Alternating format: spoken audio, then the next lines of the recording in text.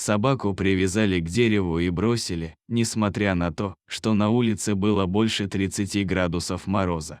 Веревка была очень короткой, пес даже не мог дотянуться до снега, чтобы утолить жажду. Больше суток собака провела на холоде, крепко привязанная к дереву. От верной смерти пса спасли волонтеры из группы «Шанс». Собака попала в руки Елены, которая забрала ее на передержку, позаботилась о лечении и поиске семьи.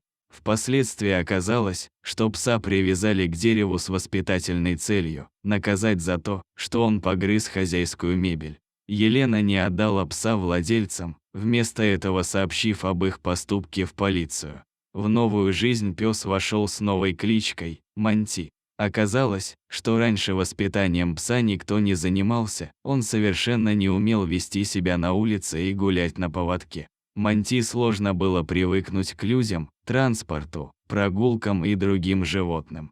Хотя пес был в огромном стрессе, он постепенно приходил в себя и стало понятно, что это добрая и любопытная собака, которая с интересом и энтузиазмом встречает каждый новый день. Елену очень впечатлила первая встреча Монти с лошадью. Пес отчаянно лаял, пытаясь что-то рассказать то ли лошади, то ли хозяйке, крутился вокруг, пока лошадь с безразличием наблюдала за его энтузиазмом. Во время из прогулок Елена повстречала Алену. Девушка давно хотела питомца, но никак не могла найти собаку, которая придется ей по душе. Веселый Монти сразу нашел подход к Алене, и через несколько минут общения девушка была очарована псом, что решила его забрать.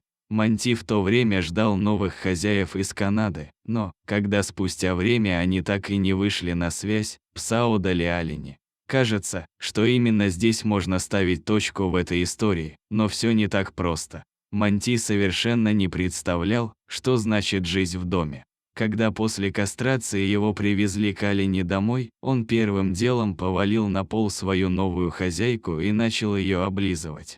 Пес так увлекся, что у Алены неделю не сходили с шеи синяки, и ей приходилось объяснять всем знакомым, что ничего страшного не случилось и никто ее не бил.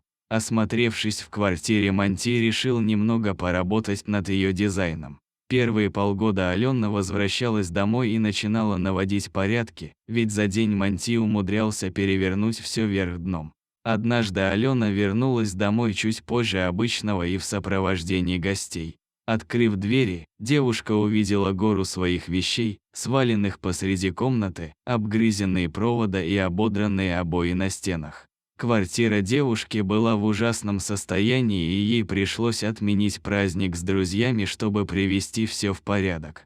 Алена попросила совета у кинологов. Ей предложили приобрести клетку и запирать Монти в ней каждый раз, когда она уходит.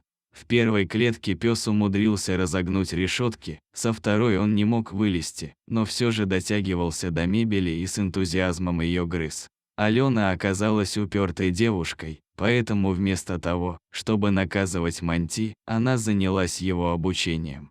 Через время девушка поехала в Италию, Монти сопровождал ее во время этого путешествия. Пса спокойно пускали в хорошие рестораны, а он сразу усаживался на стул и сидел с выражением лица, как у члена королевской семьи. Алену такое поведение собаки смущало, она просила его лечь у стола.